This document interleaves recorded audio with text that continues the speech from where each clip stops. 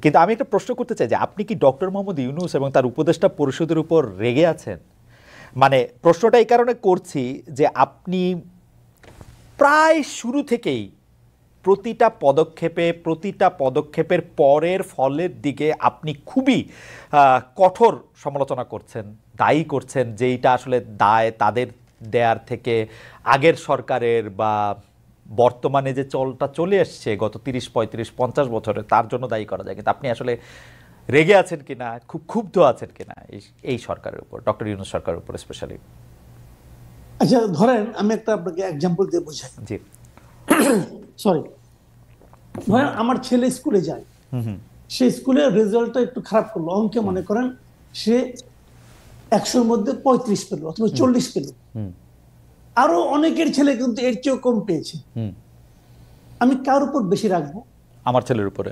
যাকে আমি বেশি ভালোবাসি, যার উপর আমার বেশি প্রত্যাশা, তার উপর কি আমি ক্ষুব্ধ হব না? হব তো। আমি আমার সন্তানকে আরো 50 বছর পরে কি করবে, 20 বছর পরে কি করবে, আমি তো সেটা নিয়ে চিন্তিত। কাজে আমি কি বলবো না যে তোমাকে আমি ভালোবাসি, তোমার কাছে আমার এত এত প্রত্যাশা, তো তুমি কেন বাবা খারাপ করছো, এটা আমি বলবো না? কিন্তু কামাল ভাই, আমি আপনাকে বটম লাইনটা বলি, আমি ডক্টর ইউনূস সরকারকে নিঃশর্তভাবে ভালোবাসি। প্রথম দিনও ভালোবাসি, আজকেও ভালোবাসি। কারণটা কেন? তাদের চেহারা খুব ভালো এই জন্য না, তাদেরকে আমি ভালোবাসি এই কারণে যে আমি মনে করি যে এত বছর পরে এদেশের মানুষ একটা সুযোগ পেয়েছে যে নিজের মতো করে একটা দেশ গড়ার, নিজের মতো করে একটা নিয়ম তৈরি করার, যে নিয়ম থাকলে পরে আরেকজন স্বৈরাচারের জন্ম এই দেশে হবে না। আমি এই প্রত্যাশার থেকে তাদেরকে ভালোবাসি। তো যখন আমি দেখব যে তারা ভালো করছে না অথবা ভালোর দিকে যেতে পারছে না, হয়তো বললাম পরীক্ষাটা এখনো হয়নি, হ্যাঁ হয়নি, আমি যখন দেখছি আমার ছেলেটা অঙ্ক প্র্যাকটিসটা করে গেম খেলছে, তার উপর আমি ক্ষুব্ধ হব না? হব, কারণ তুমি তো অঙ্কে খারাপ করতেছো। কিন্তু সেই জায়গাটা কিন্তু কামাল ভাই আপনার কাছে কি মনে হয়, কামাল ভাই আপনার কাছে মনে হয় সতর্ক করার চেষ্টা করেছি, কামাল ভাই আমি বলার চেষ্টা করেছি আপনারা যেভাবে যাচ্ছেন ভালো হচ্ছে না, কিন্তু আমি যেগুলো বলেছি আপনি মিলিয়ে নেন, সবগুলি সত্য হয়েছে, আমি বলেছি কিন্তু ওনাদেরকে। এবং আমি আজকেও বলবো কিছু কথা, আপনি মিলিয়ে নেন। যেমন আজকে আমি একটা কথা বলে রাখি, যেমন আমি দ্রব্যমূল্য নিয়ে বলেছি, শুরুর থেকে বলেছি এটা আপনাদের ভোগাবে এবং ভুগিয়েছে। তারা সেই পদক্ষেপগুলি নিয়েছে কখন? যখন নাকি তাদের পুরো জিনিসটা নিয়ে মানুষের মধ্যে হইচই শুরু হয়ে গেছে তখন। এবং আমি আজকে একটা কথা বলি আপনাকে, এই যে আমাদের সড়কগুলি আছে, বর্ষাকাল কিন্তু এখনো চলছে, সড়কগুলি কিন্তু ভাঙা। দেখেন আগের যে সড়ক ছিল, আগে সরকার কি করতো, এমন ভাবে সড়ক মেরামত করতো যাতে নাকি 1 বছরের একটু আগেই ভেঙে যায়। তারা এমন ভাবে মেরামত করতো, টাকা নিত অনেক, চুরিচামারি করতো, কিন্তু অনেক চুরিচামারি হচ্ছে এই জায়গায়। তাদের এই মেরামত গুলি অল্প অল্প করতো যাতে নাকি প্রতি বছরে রিপেয়ার করতে হয় আর তাদের বিপুল লাভ হয়। এবং সড়কগুলি কিন্তু ভাঙবে। আমি এখন থেকে সতর্ক করছি, এই সড়কগুলো আপনারা ঠিক করেন, দেখবেন যদি ঠিক না করে আর 3 থেকে 4 মাস আপনি হাইওয়েতে চলতে পারবেন না। এখন এটা আমি বলবো না যে আপনারা আগে থেকে। কামাল ভাই, সড়কের ব্যাপারটা আসার আগে আমি একটু দ্রব্যমূল্য নিয়ে কথা বলি। আপনি দীর্ঘকাল গণমাধ্যমের শীর্ষ পদে কাজ করেছেন, এখনো কাজ করছেন নানা রকম ভাবে। আমি দ্রব্যমূল্যের ব্যাপারটা ফর শিওর জানি। আপনি যখন বলবেন যে দ্রব্যমূল্য বাড়ছে বা দ্রব্যমূল্য নিয়ে আপনি কথা বলবেন, এটা আরেক ধাপ বাড়ে। আপনি তো খুব ভালো করে জানতেন যে জানেন যে দ্রব্যমূল্য বাড়া বা এটা নিয়ন্ত্রণের বাইরে চলে যাওয়া সেটা সাময়িক, সেটা কিছু সময়ের জন্য মানুষের অতি মুনাফার কারণ, সরকারের দায় সেখানে অনেক কম। কিন্তু আপনি সবচেয়ে বেশি দ্রব্যমূল্যটা নিয়ে যদি বলি, আপনি সরকারকে এত বেশি ব্যর্থ কেন, বা সরকারের ব্যর্থতাটা কেন আপনি এত বেশি দেখেছেন? আচ্ছা, দ্রব্যমূল্য বাড়লে আমি কার ব্যর্থতা বলবো? এটা তো দ্রব্যমূল্য পাল্টা প্রশ্ন করলাম, এটা আমার ব্যর্থতা আর আপনার ব্যর্থতা? এটা কার ব্যর্থতা? বাজার তো চাহিদার বাজার তো, এটা কার ব্যর্থতা? দ্রব্যমূল্য বেড়ে গেল কি কারণে বাড়লো, সেগুলি না হয় আপনি যদি খুব শার্প হন, আমি যদি খুবই শার্প হই, আমি যদি খুব কানেক্টেড থাকি, আমি হয়তো আইডেন্টিফাই করতে পারবো যে ওর কারণে বাড়ছে। এর চেয়ে বেশি কিছু করার ক্ষমতা আমার আছে? এটা কার করতে হবে? সরকারকে এটা করতে হবে। কিন্তু সরকার যখন একজন যে ওখানে চেয়ার, দেখেন এই ব্রিগেডিয়ার সাখাও হোসেন, উনি এখন যে একটা জায়গায় চেয়ারে বসেছেন, এর আগে কিন্তু ওখানে ছিলেন না। যখন উনি না ছিলেন তখন ওনার কাছে কি গভর্নমেন্ট যে অ্যাপারেটাস গুলো ছিল না, তখন উনি হাজার বললেও কিছু হতো না। কিন্তু যেই মাত্র উনি যে চেয়ারে বসলেন, তখন কিন্তু সরকারের সমস্ত ইনস্ট্রুমেন্ট গুলো ওনার হাতিয়ারে পরিণত হলো। এখন ওনার দায়িত্বটা কি? হাতিয়ারগুলো জায়গা মতো ব্যবহার করা। যদি ব্যবহার কেউ না করে আর যদি বলে যে আমি ওই লিগেসি নিয়ে আসতেছি, আওয়ামী লীগ আমলে হয়েছিল, আমি কি করব, তাহলে বুঝতে হবে কি যে উনি ওই হাতিয়ারগুলো হয়তো দেখতে পাননি অথবা ওই হাতিয়ারগুলো ব্যবহার করতে জানেন না। কামাল ভাই, একটা প্রশ্ন শুধু করি যে এই সরকার যে হাতিয়ারগুলি পেয়েছে, আমরা যদি তাদেরকে আমলাতন্ত্র বা যারা এক্সিকিউশনার তাদেরকে বলি, তাদের যে কাজ করার ক্ষেত্রে যে রেগুলার নিয়ম কানুন, সেটা আওয়ামী লীগ সরকারের সাথে দুর্নীতি দিয়েই হোক আর অন্য কোনো বোঝাপড়া দিয়েই হোক, এটা একটা সিস্টেম তারা দাঁড় করাইছিল। এখন এই সরকার আইসা তো সেই হাতিয়ারগুলি ব্যবহার করতেছে, যেটা নানাভাবে দুর্নীতির মোর্চা পড়া, অন্যায়ের ঝামা দিয়ে ভোতা হয়ে যাওয়া, সেগুলি তারা কিভাবে আর ব্যবহার করবে? মানে আমি জানতে চাইতেছি আসলে, মানে এটা আমি আপনাকে বলি জি, সেগুলি তারা ব্যবহার করছে কেন? তাদের কি সেগুলি কি ব্যবহার করার জন্য আমরা তাদের হাতে পায়ে ধরছিলাম যে ভাই আপনি এই আমলাকে নিয়ে এই কাজ করেন? বলছিলাম কেন ওনারা ওই আমলাকে নিয়ে কাজ করছেন? কেন ওনারা ওই সচিবকে নিয়ে কাজ করছেন? আমি একটা কথা আপনাকে বলি, শুনেন। 4 অগাস্ট মাত্র মানে 12টা 1টা 2টা বন্ধ হয় না এই পর্যন্ত বাংলাদেশের কোনো একজন সচিব শারীরিকভাবে, মানসিকভাবে, আর্থিকভাবে অথবা আধ্যাত্মিকভাবে শেখ হাসিনার পতন চেয়েছিল? চাইনি। বরং যারা তাদের সমস্ত কিছু দিয়ে শেখ হাসিনার গভর্নমেন্ট টিকে থাকুক সেটা চেয়েছিল। 5 তারিখে সবাই এই গণঅভ্যুত্থানের মাধ্যমে আসা নতুন সরকারের পক্ষে হয়ে গেল। 8 তারিখে শপথ নিল, তারা সবাই ডক্টর ইউনূসের লোক হয়ে গেল, ব্রিগেডিয়ার সাখাওয়াতের লোক হয়ে গেল। ওনারা তাই মনে করছেন কেন? কেন তারা ব্যবস্থা নিলেন না? এখন যদি উনি বলেন যে ওনাদের রেখে যাওয়া ইনস্ট্রুমেন্ট দিয়ে আমি কিভাবে কাজ করব, তার মানে কি ওই ইনস্ট্রুমেন্ট গুলো তো আপনাকেই রাখছেন আপনাদের কাছে। আপনি বলবেন কি হতে পারতো? আমি আপনাকে বলি না যে পুরো আমলা আপনি শেষ করে দেন, আমি বলি না। আমি এটা বলি যে যারা নাকি অ্যাক্টিং সচিব ছিলেন যারা, তাদেরকে আপনাদের উচিত ছিল প্রথম 1 সপ্তাহের মধ্যে সরাই দেওয়া। সরাই দিলে কি হইতো? পুরো আমলাতন্ত্র, পুরো ব্যুরোক্রেসির মধ্যে একটা মেসেজ যাইতো। কারণ একটা জিনিস আপনি মানবেন, আপনি দীর্ঘদিন নিজেও সাংবাদিকতা করেছেন, মানবেন যে জয়েন্ট সেক্রেটারি, এডিশনাল সেক্রেটারি পর্যন্ত প্রতিভা দেওয়া হওয়া যায়, কিন্তু সেক্রেটারি হতে হলে তাকে অবশ্যই সেই গভর্নমেন্টের সঙ্গে পলিটিক্যালি ইনভলভ থাকতে হয়। সেই গভর্নমেন্টের সমস্ত সেক্রেটারি নিয়োগ হয় রাজনৈতিক ভাবে। কামাল ভাই, আমি একটু বোঝার জন্য রাজনৈতিক ভাবে নিয়োগকৃত সেক্রেটারিতে সরাই দিতেন ভাই, এতে কোনো দেশের ক্ষতি হইতো না। কামাল ভাই, আমি ছাত্ররা যদি উপদেষ্টা হইতে পারে, এডিশনাল সেক্রেটারি দায়িত্ব পালন করতে পারতো। কামাল ভাই কেন করতে পারেন নাই? কারণ আপনারা ওই সিস্টেমকে টিকে রাখতে চাইছেন। এখন চাইয়ে নিয়ে পরে যদি বলেন যে আমার হাত পা বাঁধা, আমি কি করব? না, আপনার কাছে সত্যি মনে, অন্য একটা জায়গা থেকে বলি, আপনার কাছে সত্যি মনে যে এই সিস্টেমটা টিকায় রাখতে চাইছে এই অন্তর্বর্তীকালীন সরকার? ধরেন 80 জন সচিবরে বাদ দেওয়াটা কি প্র্যাকটিক্যাল ছিল? মানে প্রথমে আইসা প্র্যাকটিক্যাল ছিল, কিন্তু এই সরকারের পক্ষে উপলব্ধি করা কঠিন ছিল। কেন ছিল? কারণ এই সরকারের মধ্যে অনেকগুলি সচিব ছিল। এই সরকার সচিব নির্ভর সরকার ছিল, এবং বয়স্ক সচিব, সবাই রিটায়ার্ড সচিব ছিল অনেকগুলো। তারাই প্রভাব বিস্তার করেছেন, এবং তারা বুঝে, এবং যখন একজন লোক বয়স্ক হয়ে যান তিনি কিন্তু পরিবর্তনকে ভয় পান। আমরা একদিকে আমলা, আবার একদিকে বয়স্ক, পারবেন না তো কিছু করতে। কামাল ভাই খুব চমৎকার করে বলছেন, কামাল ভাই খুবই চমৎকার করে বলছেন। আমি আজকে আরো অনেকগুলি বিষয় আছে, সেজন্য আমি এইটা এখানে রাখলাম, কিন্তু আমার অনেক শুনতে ইচ্ছে করতেছিল আরো।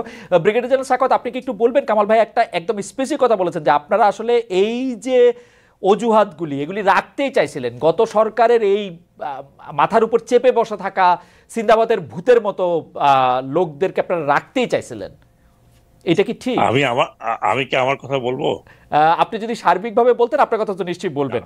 জি, সার্বিকভাবে ব্যাপার হচ্ছে যে কামাল সাহেব যে কথাগুলো বলেছেন তার মধ্যে অনেকটা সত্যতা আছে, নাই আমি বলবো না। কিন্তু আপনি নিজেই বলেছেন যে 80 জন বা 85 জন সচিবকে একসাথে সরানো ডিফিকাল্ট ছিল। এখন কিন্তু ক্রমান্বয়ে আপনি দেখবেন যে পরিবর্তন হচ্ছে। সে পরিবর্তনটার কারণে কিছুটা অ্যাডমিনিস্ট্রেশনের মধ্যে একটু কি বলবো, মানে আনইজিনেস আছে, বিকজ নোবডি নোজ কে কখন যাবে। আমি বলি আপনাকে, আমার কথাই ধরুন, আমি স্বরাষ্ট্র মন্ত্রণালয়ে যিনি ছিলেন, তিনি 3 দিন ছিলেন, তারপরে কিন্তু চলে গেলেন, এখন তিনি জেলে আছেন। তারপরে আমি যখন নৌ মন্ত্রণালয়ে আসি, নৌ মন্ত্রণালয় খুব একটা ভাইটাল মিনিস্ট্রি, এখানে সবাই বলল যে একজন সেক্রেটারি আছেন, তিনি অত্যন্ত তুখোড় এবং ভালো কাজের লোক। বাট আমি যখন তার সম্বন্ধে জানতে পারলাম যে উনি যখন সমস্ত সচিবদের নেতা ছিলেন, তখন ওনার কিছু কর্মকাণ্ড ওয়াজ নট একজন সচিবের মতো ছিল না, মানে নিউট্রাল লোকের মতো ছিল না। তো উনি নিজে, তারপর উনি কিন্তু ওএসডি হয়ে গেছেন। তারপরে আরেকজন আসলো, আমি নিজেও জানতাম না, আমার এই সংস্থা থেকে একজন হলো, ভালো ভালো। আমরা যদি নাম্বারের কথা আসি, কারণ মাসুদ কামাল ভাই স্পেসিফিক 80 জনের কথা, মানে সচিবদের কথা বলেছেন, আমি জানি 80 জন সচিব পর্যায়ের কর্মকর্তা বা পদমর্যাদা রয়েছেন, 1-2 জন বেশি টেশি হতে পারে। আপনার কাছে কি মনে হয় কত % সচিব এখনো পদে রয়েছেন?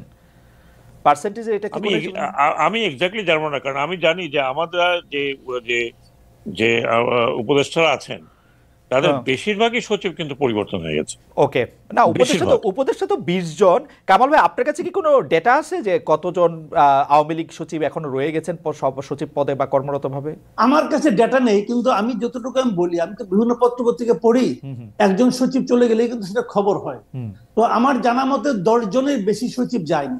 কিন্তু এগুলো আমি একটা নিউজ বলি, শুনেন। আমার এখান থেকে 3 জন গেছে কিন্তু। আচ্ছা, আমি ছোট একটা উদাহরণ দেব বলি আপনাকে, একটা উদাহরণ দেব তাহলে বুঝবেন। জিনিসটা হলো কি, আমি কিন্তু এই সচিবদের বিরুদ্ধে আমার কিন্তু ব্যক্তিগত কোনো রোষ নাই। আমি বলতে চাচ্ছিলাম পুরো আমলাতন্ত্রকে, পুরো ব্যুরোক্রেসিকে একটা মেসেজ দেওয়া। মেসেজটা আপনি শুরুর দিনে দিতে পারতেন, আস্তে আস্তে দিলে হয় না। আমি একটা বলি আপনাকে, ধরেন আপনি দাঁত তুলতে যাবেন, আপনি দাঁত যদি বলেন যে আপনি আমাকে 1 ঘন্টা ধরে আস্তে আস্তে টানে টানে তুলেন, ভাই আপনি দাঁত তুলতে পারবেন? দাঁত তুলতে হয় কিন্তু টান দিয়া, পরিষ্কার। তো এক টানে তুলতে হবে আপনাকে। আমার মনে কামাল ভাই এই বিষয়টা একটা বড় আলোচনার দাবি রাখে, কারণ আমরা এটা শুনতেও চাই, বুঝতেও চাই। আমাদের যদি কখনো সুযোগ, আমরা এটা জানতে চাইবো যে কেন এটা করা হয় না, কারণ এটাই স্বাভাবিকতা। কারণ আমেরিকাতেও কিন্তু এইভাবে চলে যে ডেমোক্রেট প্রেসিডেন্টের জায়গায় রিপাবলিকান প্রেসিডেন্ট হলে তারা পুরো দপ্তর নিয়ে তারা সরে যায়। যাই হোক, আমি যে প্রশ্নটাতে আসতে চাইছিলাম সেই প্রশ্নটা হচ্ছে যে দুটি খুব গুরুত্বপূর্ণ বিষয়। মানে একই প্রশ্ন আপনাদের দুজনকেই আমার করতে হবে। সেই বিষয়টি হচ্ছে যে শেখ হাসিনার পদত্যাগের আগে বা পলায়নের আগে, আমি ইদানিং মানে প্রথম পলায়ন পদত্যাগ কোনটা বলবো বুঝতে পারতেছিলাম না, আমি দুইটাই বলি আসলে। এই পতন এবং পলায়নের আগে বৈষম্য বিরোধী ছাত্র আন্দোলনের অন্যতম দাবি ছিল রাজনৈতিক দলের লেজুর ভিত্তিক ছাত্র রাজনীতি বন্ধ করা। কিন্তু আমরা দেখলাম যে লেজুর ভিত্তিক ছাত্র রাজনীতি বন্ধ করা নেই, শুধু ছাত্রলীগের রাজনীতি বন্ধ করা হয়েছে। এইটা আপনি কিভাবে দেখেন জেনারেল সাখাওয়াত? দেখুন খালেদ, এইটা কিন্তু আমরা যখন আরপিও সংশোধন করি বা সংস্কার করি, তখন কিন্তু স্পষ্টতভাবে বলা হয়েছিল যে কোনো দলের ছাত্র সংগঠন থাকতে পারবে না। ছাত্র সংগঠন থাকলে তারা তাদের নিজস্ব কায়দা থাকবে। রাইট। আপনি যদি এখনো আরপিওটা খোলেন, তাহলে ওখানে অনেকটা ডাইলুটেড করার পরে যেটা আছে সেটা হচ্ছে ছাত্র সংগঠন যার যার সংগঠন মোতাবেক চলবে। সেখানে যে বড় দলগুলো বললো আমাদের আইডিওলজিতে যারা চলবে তাদেরকে আমরা আমাদের অঙ্গ সংগঠন বানাবো না, হয়তো তাদের সাথে আমাদের একটা আইডিওলজিক্যাল মিল থাকতে পারে। এইসব আপনি এখনো যদি আরপিও দেখেন, অনেকটা ইন্টারপ্রেট করলে এরকমই থাকে, কিন্তু অ্যাকচুয়ালি ভার্চুয়ালি এটা তো কাগজে কলমে আছে, কিন্তু কেউই এটা মানে নাই। আপনি দেখেছেন যে ছাত্রলীগ যেটা মানে আপনার অঙ্গ সংগঠন থেকে এখন বলে ভাতৃপ্রতিম,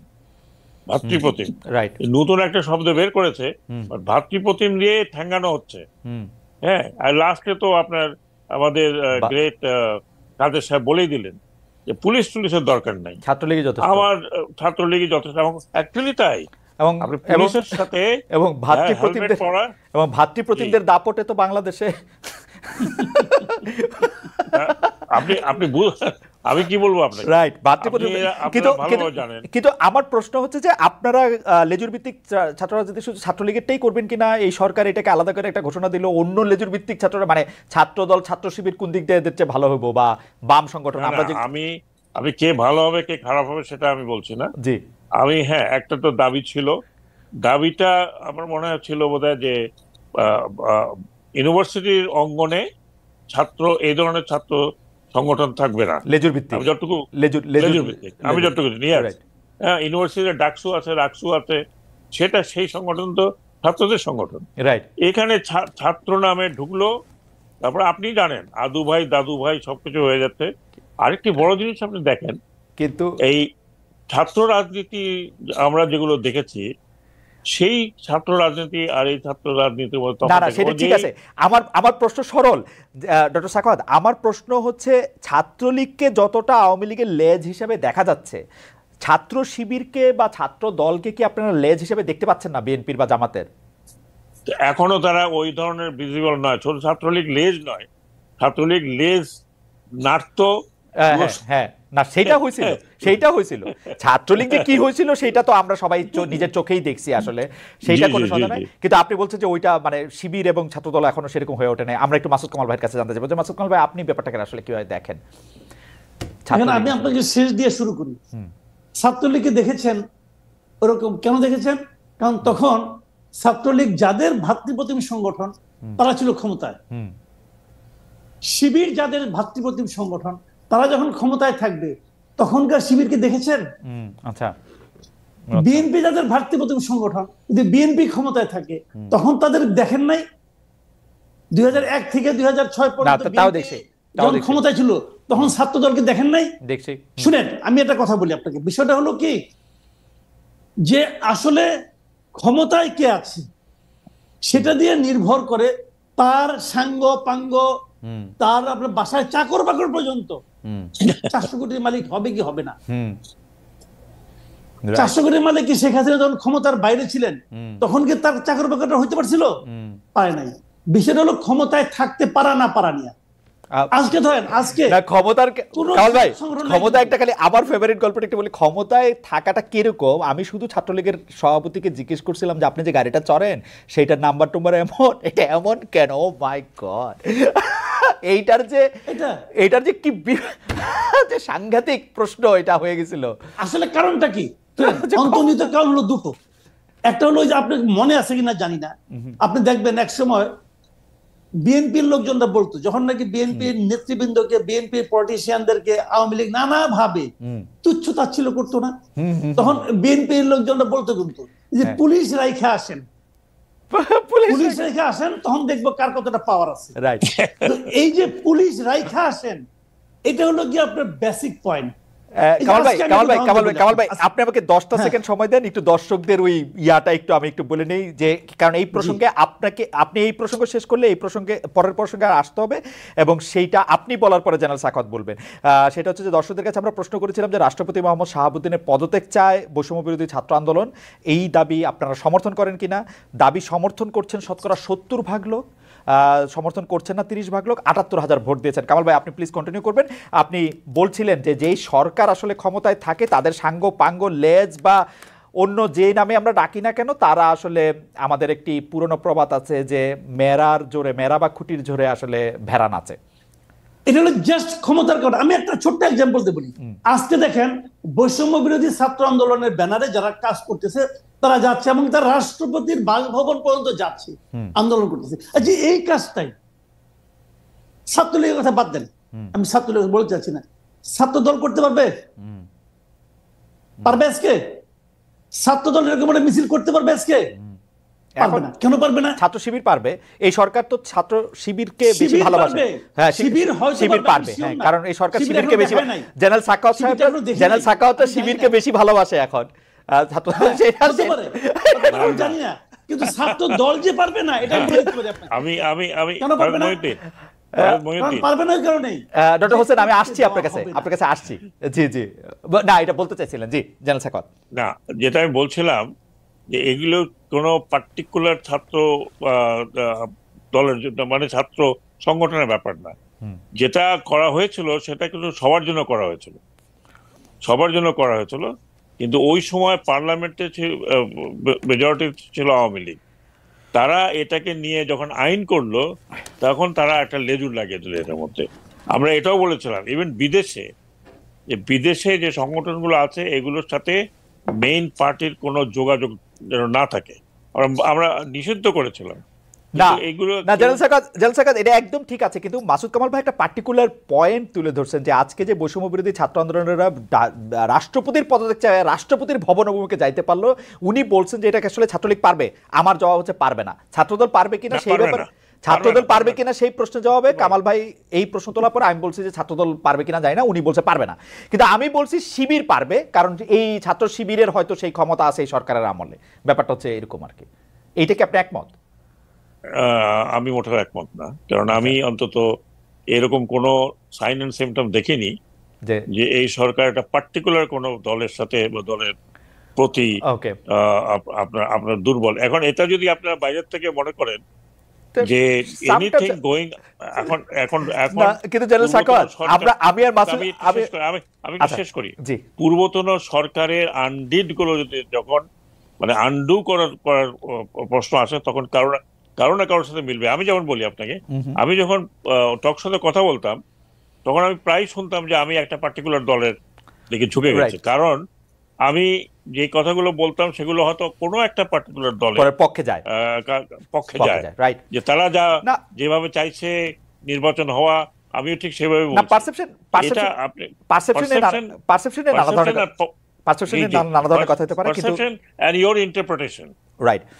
কিন্তু আমি আর কামাল ভাই একটু কমিউনিকেশনের ছাত্র, আমরা দেখছি পারসেপশন ইজ রিয়েলিটি, আপনি যেটারই বলেন না কেন। কামাল ভাই আপনি কন্টিনিউ করবেন, আপনি যদি ছাত্র লীগের এইটা বৈষম্য বিরোধী যে লেজুরবিতে এটা নিয়ে যদি প্রসঙ্গ শেষ করেন আমরা পরবর্তী প্রসঙ্গে যেতে পারি, যেটা রাষ্ট্রপতি মোহাম্মদ শাহাবুদ্দিনকে নিয়ে। না, পরবর্তী প্রসঙ্গে যাচ্ছি। আচ্ছা, সেটা হচ্ছে যে রাষ্ট্রপতি মোহাম্মদ শাহাবুদ্দিনের কি আসলে পদত্যাগ করার ক্ষেত্রে, মানে আমি দুইটা জিনিস, আপনি যেহেতু এটা অবতারণা করছেন আমি বলতে চাই যে রাষ্ট্রপতি শাহাবুদ্দিনকে এই সরকার রেখে দিতে চাইলেন সাংবিধানিক বিভিন্ন গন্ডগোল ঝামেলা এড়ানোর জন্য, কিন্তু এটা ঠিক হয়েছে কিনা বা এটা আরো তারা লম্বা সময়ের জন্য এটা রাখতে হবে কিনা, একই প্রশ্ন আপনি বললে তারপর আমরা জেনারেল সাকাতের কাছে একটু শুনতে চাইবো। জি কামাল ভাই। আমি মনে করি আজকে তো ওনাদের একটা মিটিং ছিল উপদেষ্টাদের, ওনাদের মিটিং এ তারা সিদ্ধান্ত নিয়েছেন যে এই ব্যাপারে ওনারা পলিটিক্যাল পার্টির সঙ্গে আলাপ করে সিদ্ধান্ত নেবেন। আমি মনে করি এই যে সমস্যাটা তৈরি হয়েছিল গত কয়েকদিনের, এটার সবচেয়ে সম্ভাব্য সবচেয়ে ভালো পদক্ষেপ ওনারা নিয়েছেন, সবচেয়ে ভালো সিদ্ধান্ত ওনারা নিয়েছেন। কারণ এটা নিয়ে আপনি হইচই করতে পারেন, বাড়াবাড়ি করতে পারেন, যা কিছুই করতেন, তাতে একটা কথা মাথায় রাখতে হবে ভাই, এই উপদেষ্টা পরিষদ বলেন, এই অন্তর্বর্তী সরকার বলেন, তাদের কাজটা কি, মূল লক্ষ্যটা কি? এই রাষ্ট্রপতি শাহাবুদ্দিন চুপ থাকলো কি থাকলো না, এতে কি তাদের ওই কাজের কোনো কিছু হেরফের হবে? বরঞ্চ এটা করতে গেলে যে জটিলতা তৈরি হবে তাতে ওনাদের যে মেইন কাজটা সেটা বাধাগ্রস্ত হবে, সেটা ক্ষতিগ্রস্ত হবে। আর কি হবে, হুজুগের বসে একটা দাবি তুলেছেন আমাদের হাসনাত আব্দুল্লাহরা, ওনারা তুলেছেন, ওনাদের এই যে তোলাটা এটা কিন্তু আমি করছি না, মানে মানে আমি এটাকে অনার করছি। কামাল ভাই কি জটিলতা তৈরি হবে? কামাল ভাই কি জটিলতা তৈরি হবে? কামাল ভাই কি জটিলতা? এটা আপনি করতে পারতেন শুরুতে। আচ্ছা, এখন শুরুতে করেন নাই, এখন জটিলতা তৈরি হবে মনে বরং আপনি এই সাংবিধানিক পদ্ধতির মধ্যে ঢুকে গেছেন, শপথ দিয়েছেন এই রাষ্ট্রপতির কাছে সংবিধান সমুন্নত রাখার কথা বলে শপথ নিছেন তো রে ভাই।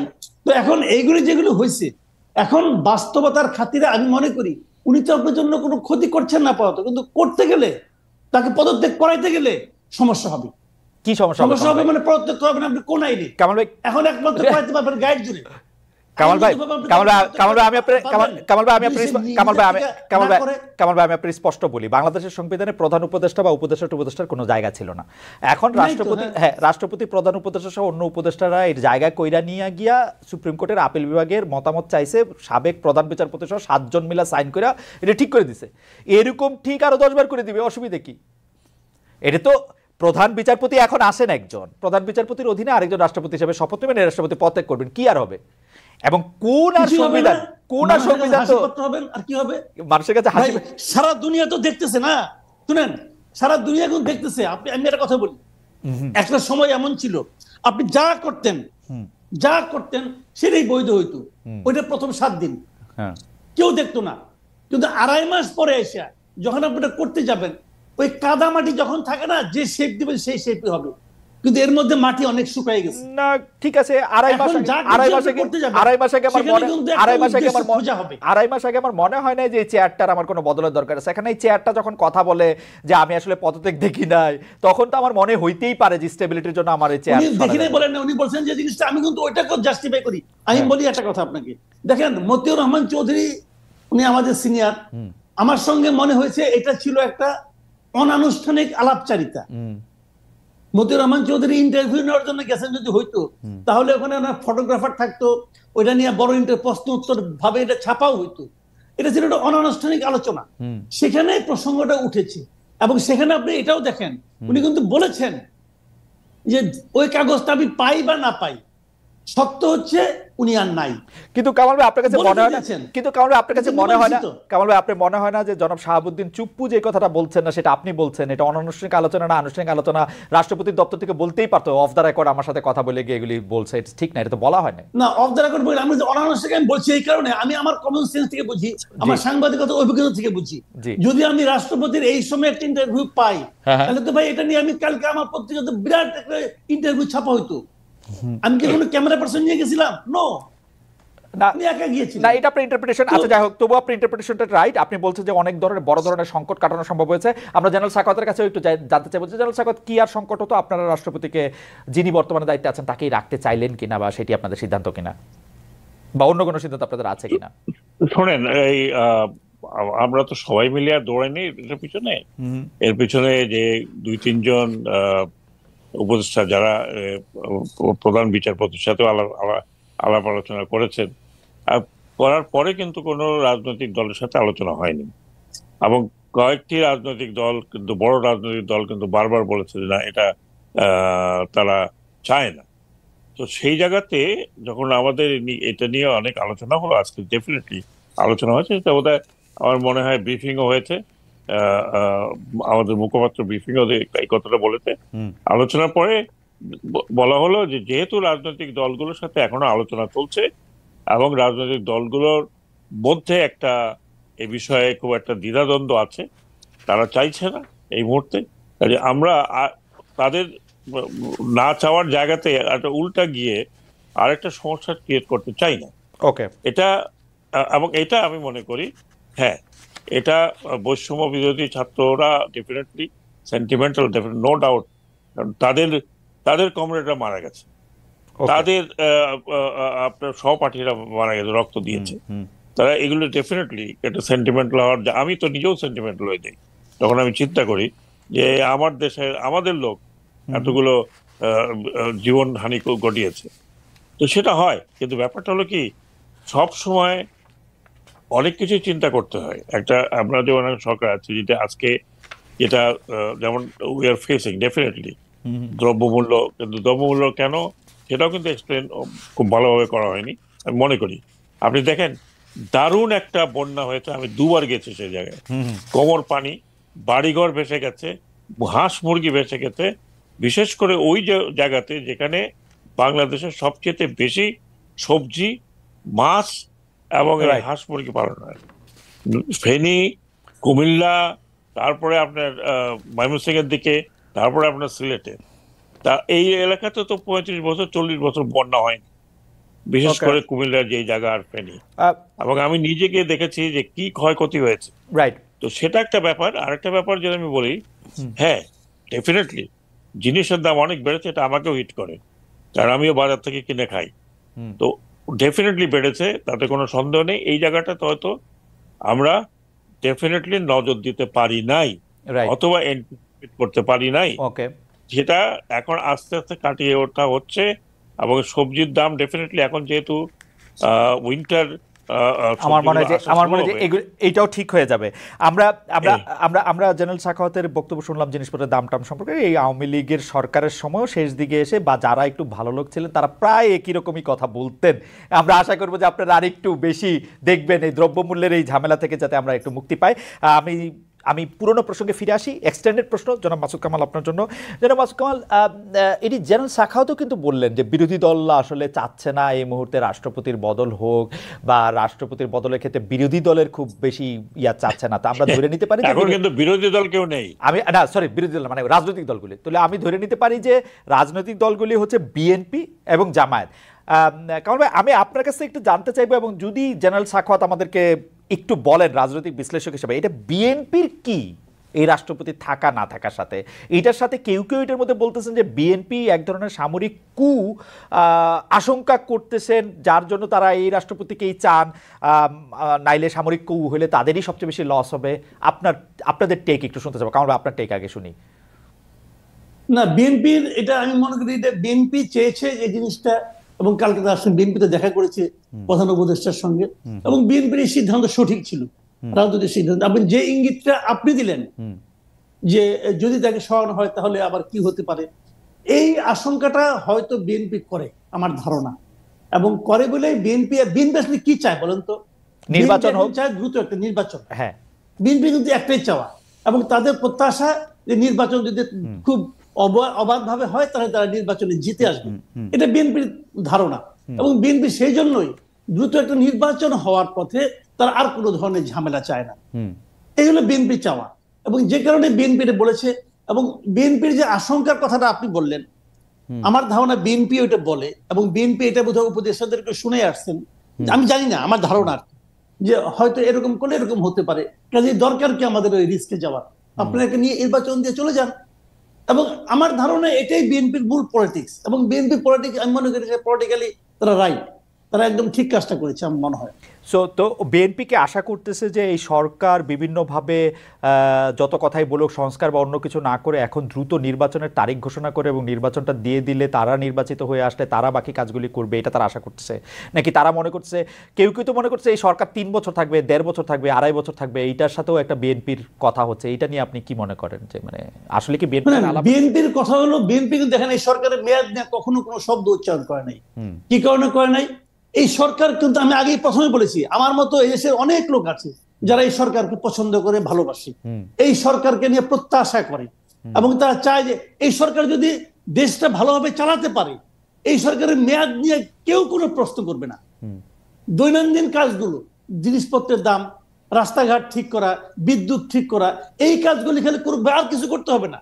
এই সরকারের মেয়াদ দিয়ে কেউ কোনো প্রশ্ন করবে না। সাধারণ মানুষ পলিটিক্যাল পার্টিগুলির প্রতি এতটাই বীতশ্রদ্ধ, কিন্তু এই জিনিসটা বিএনপি কিন্তু বুঝে, যে কারণে বিএনপি সরাসরি কিন্তু জনগণের প্রত্যাশার বিপরীতে যাবেই না, এবং তারা তাদের পলিটিক্স অনেক চেঞ্জ হয়ে গেছে আমার ধারণা। তারা অনেক ম্যাচিউর পলিটিক্স করতেছে এখন, এবং তারা কি করতেছে, তারা চুপচাপ আছে যে তুমি ভাই নির্বাচনটা দাও, যদি গভর্নমেন্ট খুব চাপে পড়ে গভর্নমেন্ট তাড়াতাড়ি দিয়ে দিবে নির্বাচন, গভর্নমেন্ট বুঝবে আমি পারতেছি না, ঠিক আছে আমি ইলেকশন দিয়ে দিই।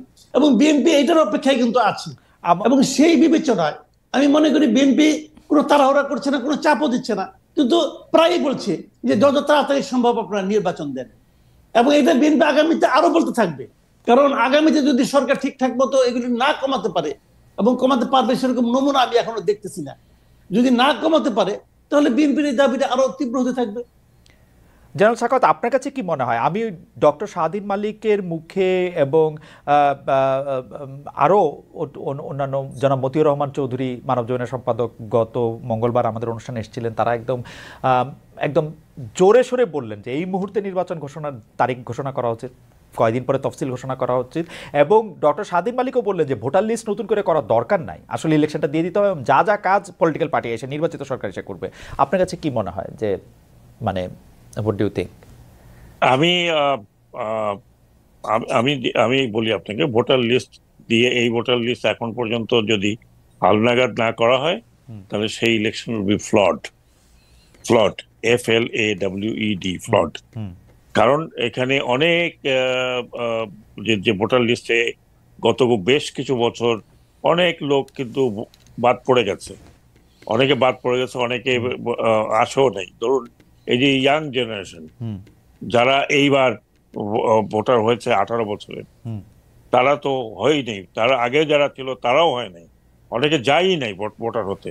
কারণ আমি জানি, আমি একটা ইউনিভার্সিটিতে আছি, আমি অনেককে জিজ্ঞেস করছি, বলে ভোট দিয়ে ভোটার হয়ে কি হবে স্যার, হ্যাঁ, তারা শুধু এই ক্ষেত্রে কি আমি তাহলে একটা প্রশ্ন করতে পারি, আপনারা তাহলে প্রধান নির্বাচন কমিশনার সহ নির্বাচন কমিশনার কেন নিয়োগ দিচ্ছেন না এবং ভোটার তালিকা নিয়োগ হবে, ভোটার তালিকাও তো শুরু করেন নাই, ভোটার তালিকা না আমি বলছি আপনাকে, তাড়াতাড়ি হবে এবং অচিরেই আপনি হয়তো ওই যে আগে যে পদ্ধতিতে সার্চ কমিটি ছিল তার সাথে কিছু সংযুক্ত হয়ে ওই কমিটির মাধ্যমে এটা হবে, তারা হবে, এটাও পাবলিক হবে।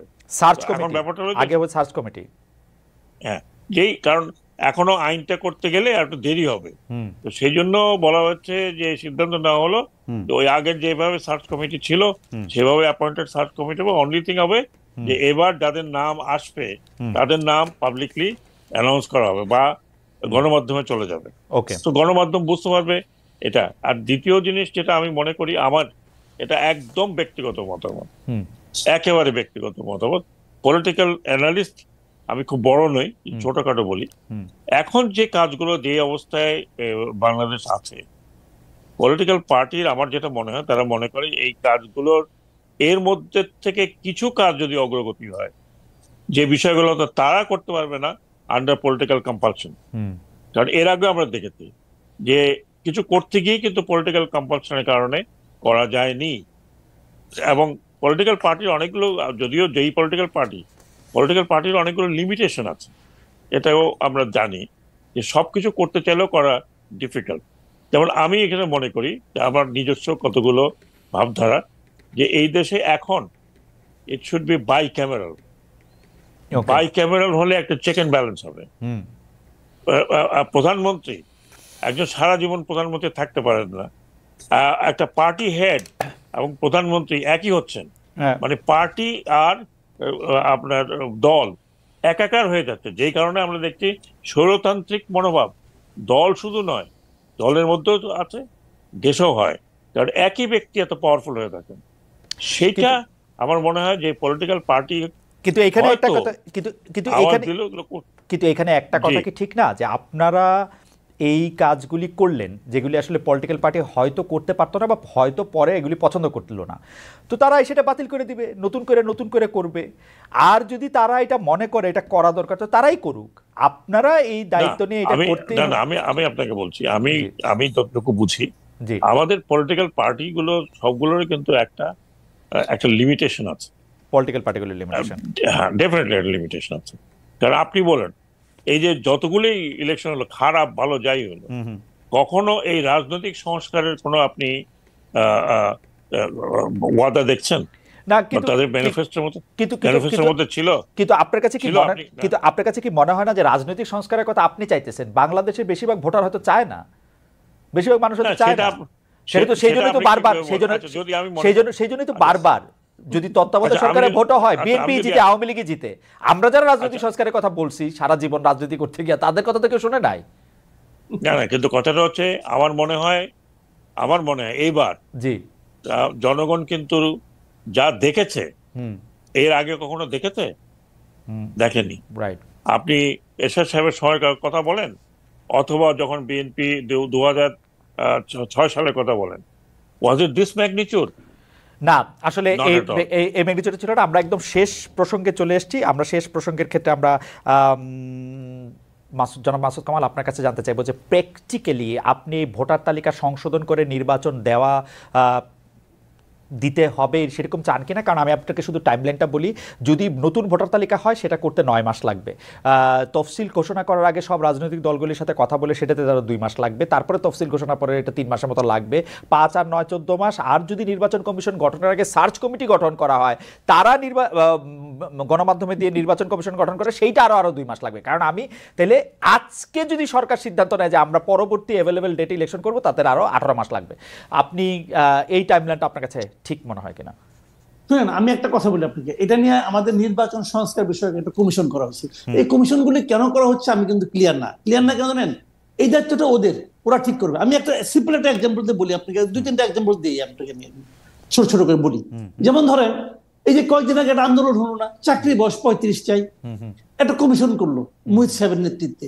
মুহিত সাহেবের কমিশন সিদ্ধান্ত দিল যে সুপারিশ করলো 35 এবং 37 করতে হবে, মেয়েদের জন্য 37, ওদের জন্য 35। তারা তো গবেষণা করছে, ওদেরকে তো দায়িত্ব দিয়েছেন করেছে। সরকার কি করলো? করলো 32। কেন রে ভাই, আপনি 32 কেন করলেন? কোন যুক্তিতে করলেন? ওনারা একটা কমিশন যার উপর আপনি নির্ভর করবেন, সেটা আপনি না মাইনা আপনার খেয়াল খুশি মতো আপনি 32 করলেন। করার পর কি হলো? ওরা প্রত্যাখ্যান করলো। কালকে থেকে আবার আন্দোলন শুরু হবে। তো আন্দোলনটাকে আপনি ইনভাইট করতেছেন কেন? কি লজিক? লজিকটা আলোচনা করেন। দেখেন কতগুলো কথা আমি বলি আপনাকে, এগুলি কিন্তু খুব মারাত্মক কথা। ছোট ছোট বিষয়গুলিকে আপনারা যেন জিয়ায় রাখেন। একটা এক্সাম্পল দেই, 43তম বিসিএস, সমস্ত কিছু হয়ে গেছে, গ্যাজেটের সময় 99 জন নাই। নাই কেন? কোনো যুক্তি নাই কিন্তু। তারপরে দেখা গেলো 99 জনের মধ্যে কেউ কেউ আসে নাই, যায় না, মেডিকেল যায় না, তারা অন্য জায়গায় চাকরি পেয়ে গেছে। রইল 54 জন বাকি একদম। 54 জনকে আপনি কেন নিবেন না? আপনি বলেন যারা ছাত্রলীগ করে, সিদ্ধান্তটা কে নিল? কে ছাত্রলীগ করে, কে করে না? সিদ্ধান্তটা কে নিল? কোন ব্যক্তি নাকি তার মনে হলো যে সিদ্ধান্ত? তাহলে আপনি পুরোটাই বাদ দেন। একটা বিসিএস করতে কত বছর সময় লাগে? বিসিএস যখন তার সবকিছু হয়ে গেছে, তখন সে তো অনেক কিছু আনন্দ, তার জীবনটাই চেঞ্জ হয়ে গেছে। আপনি তারা বাদ দিয়ে দিলেন কেন? সিদ্ধান্তগুলি কে নেয়? কিভাবে নেয়? কোন জবাবদিহিতা আছে? যে জিনিসের যে সরকারের জবাবদিহিতা নাই, সেই সরকারই তো স্বৈরাচারী সরকার। এদের জবাবদিহিতা কার কাছে? আপনি বলেন। আমি সাকার সাহেবকে জিজ্ঞেস করতেছি, আপনাদের জবাবদিহিতা আমার মনে জবাবদিহির প্রসঙ্গ যখন আসলো, তখন জেনারেল সাখাওয়াত নিশ্চয়ই এটা একটু বলতেও চাইবেন এই বিষয়ে। কিন্তু আমি একটু দর্শকদের বলে রাখি যে আমাদের এই ঠিকানায় খালেদ মহিউদ্দিন অনুষ্ঠানটি আপনারা এতক্ষণ চ্যানেল 24-এর পর্দাও দেখতে পেয়েছেন, কিন্তু চ্যানেল 24-কে আমরা এখন তাদের নিয়মিত অনুষ্ঠানের জন্য তাদের নিয়মিত অনুষ্ঠানে চলে যেতে হবে। কিন্তু আমরা এই অনুষ্ঠানটি আরেকটু কন্টিনিউ করবো। Can I request studio to extend the time for 5 minutes because তাহলে জেনারেল সাখাওয়াত, আমরা আপনার কাছ থেকে এইটি জানতে চাইবো যেটি মাসুদ কামাল ভাই যেই প্রসঙ্গের অবতারণা করলেন, যে কারা আসলে সিদ্ধান্ত নেয়, যে ডেফিনিশনটা কারা দেয়, যে কে ছাত্রলীগ, এবং এইটাই আসলে জবাবদিহি ছাড়া একটা সরকার কিনা, এবং এই জবাবদিহি ছাড়া সরকার হইলেই আমরা তাকে, যেটাকে আমরা খুব এখন আমরা খুব বেশি বলি